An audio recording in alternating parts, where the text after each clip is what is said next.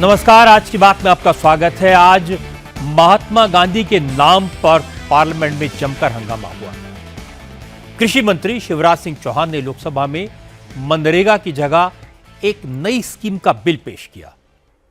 मोदी सरकार ग्रामीण इलाकों में रोजगार गारंटी के लिए जो नई योजना लेकर आई है उसका नाम है विकसित भारत गारंटी फॉर रोजगार एंड आजीविका मिशन ग्रामीण। इसका शॉर्ट फॉर्म है विकसित भारत जी राम जी। पहले कांग्रेस की सरकार जो योजना लाई थी उसका नाम था महात्मा गांधी राष्ट्रीय ग्रामीण रोजगार गारंटी योजना मनरेगा। नरेंद्र मोदी की सरकार ने योजना के नाम में महात्मा गांधी की जगह राम जी के नाम का इस्तेमाल क्या कर लिया, विपक्ष को यह बात बहुत बुरी लग गई। विरोधी दलों ने सरकार के इस बिल को राष्ट्रपिता महात्मा गांधी का अपमान बता दिया। आरोप लगाया कि बीजेपी गांधी जी से नफरत करती है, इसलिए अब बापू का अपमान कर रही है। शिवराज सिंह चौहान ने इसका क्या जवाब दिया, यह मैं आपको दिखाऊंगा। लेकिन सवाल यह भी है, क्या सिर्फ नाम के आधार पर इस योजना का विरोध हो रहा है? मोदी सरकार की नई स्कीम मनरेगा से कितनी अलग है, किस तरह अलग है? राज्यों पर इसका क्या असर होगा? क्या नई स्कीम से गांव के गरीब मजदूरों को पहले से ज्यादा रोजगार मिलेगा? सरकार को मनरेगा की जगह नई स्कीम लाने की जरूरत क्यों पड़ी? नाम बदलने की जरूरत क्यों पड़ी? विपक्ष के तर्क क्या हैं और सरकार का जवाब क्या है? इन सब पर बात करेंगे आज की बात में। लेकिन पहले आपको दिखाता हूं, आज जब शिवराज सिंह चौहान बिल पेश करने के लिए खड़े हुए तो क्या हुआ। यह तो पहले से तय था कि आज शिवराज सिंह चौहान विकसित भारत जी राम जी स्कीम का बिल लोकसभा में पेश करेंगे। इसलिए विपक्ष के सांसद भी इस बिल का विरोध करने के लिए पूरी तैयारी के साथ आए थे। जैसे ही शिवराज सिंह चौहान ने बिल पेश किया, हंगामा शुरू हो गया। माननीय अध्यक्ष महोदय, मैं प्रस्ताव करता हूं कि मुझे विकसित भारत गारंटी फॉर रोजगार एंड आजीविका मिशन ग्रामीण VB जी राम जी विकसित भारत जी राम जी बिल 2025 को सभा में पूरा स्थापित करने की अनुमति दी जाए। जी राम जी। ज्यादातर पार्टियों का विरोध सिर्फ दो इश्यूज पर है। पहला नाम पर, दूसरा राज्यों पर बढ़ने वाले आर्थिक बोझ पर। इसके अलावा जी राम जी योजना के कुछ और प्रोविजंस हैं जिन पर आपत्ति जताई गई है। उदाहरण के लिए मनरेगा के तहत क्या काम होना है, कब होना है, इसका फैसला ग्राम प्रधान या सरपंच ही करते थे।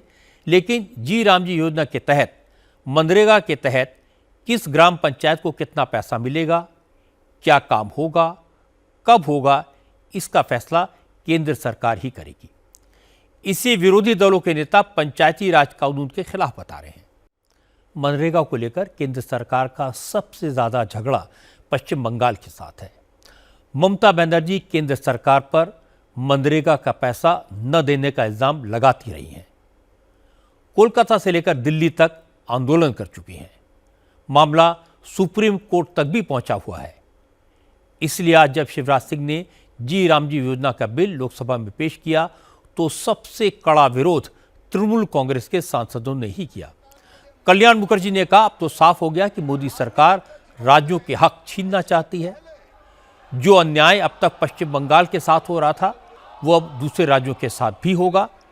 इसलिए सभी राज्य सरकारों को मिलकर इस योजना का विरोध करना चाहिए।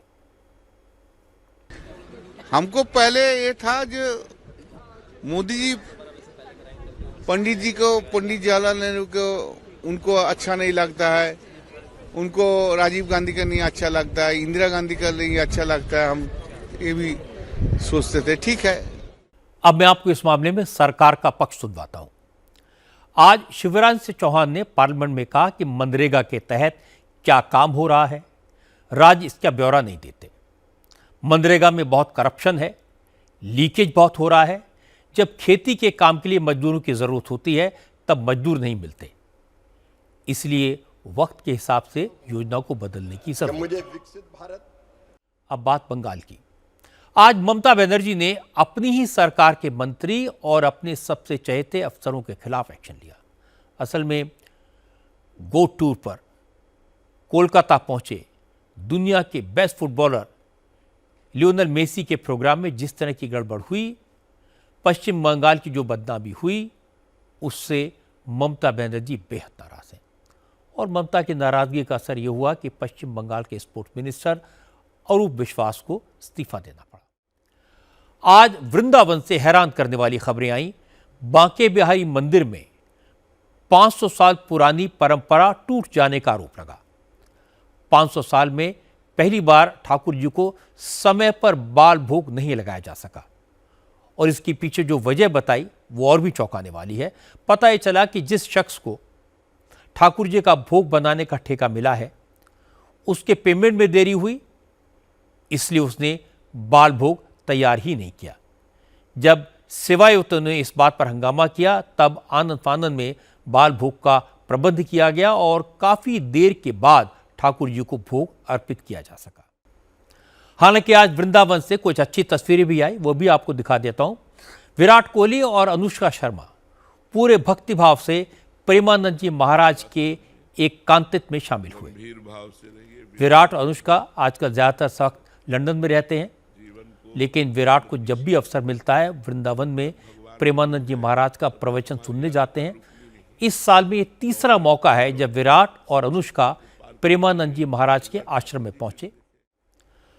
अब बात दिल्ली के पोल्यूशन की, जिसकी वजह से दिल्ली एनसीआर में रहने वालों का सांस लेना मुश्किल हो गया है।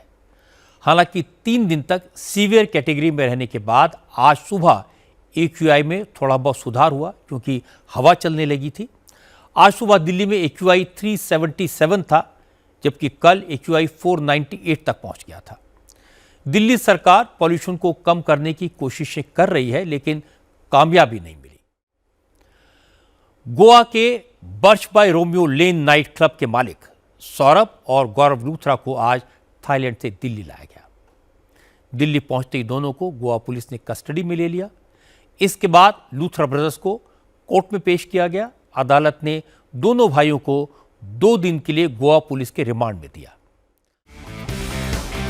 पंजाब से आज एक दिल दुखाने वाली खबर है। मोहाली के सोहाना में कबड्डी टूर्नामेंट को प्रमोट कर रहे खिलाड़ी राणा बालाचौरिया की हजारों लोगों के सामने हत्या कर दी गई। हमलावर सेल्फी लेने के बहाने राणा बालाचौरिया के पास आए और फिर फायरिंग कर दी। राणा को 5 गोलियां लगी, मौके पर ही उनकी मौत हो गई।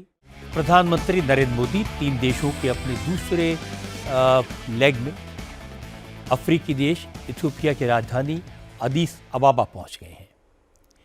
इथियोपिया में प्रधानमंत्री का भव्य स्वागत किया गया। वहां के प्राइम मिनिस्टर अबी अहमद अली खुद प्रधानमंत्री मोदी को रिसीव करने एयरपोर्ट पहुंचे। एयरपोर्ट पर वेलकम के बाद इथियोपिया के प्रधानमंत्री मोदी को अपनी गाड़ी में बैठाकर खुद ड्राइव करके होटल तक ले गए।